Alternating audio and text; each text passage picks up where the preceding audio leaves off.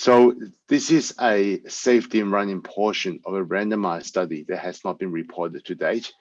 So the randomized study is testing a combination of two drugs, ibrutinib and venetoclax, in the treatment of patients with mantle cell lymphoma. And the randomized study compares that combination with the standard of care, which is ibrutinib monotherapy.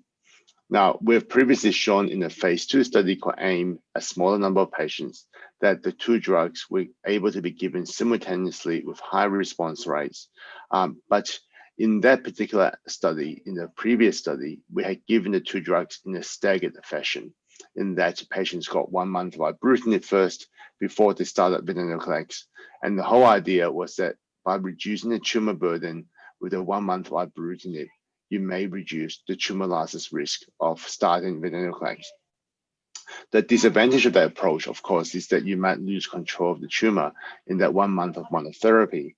So in this particular study that we're doing now, the randomized study, we did a safety run-in portion where we asked the question of whether the two drugs can be given simultaneously at the same time from day one, and whether that would be associated with an acceptable risk of tumor lysis syndrome.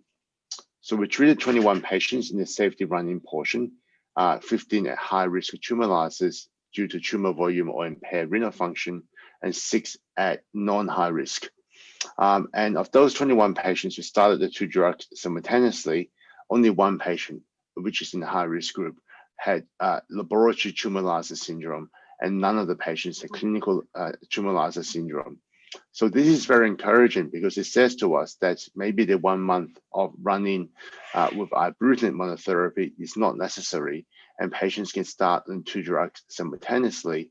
And indeed, in the randomized portion of this study, that is exactly what we did. And of course, those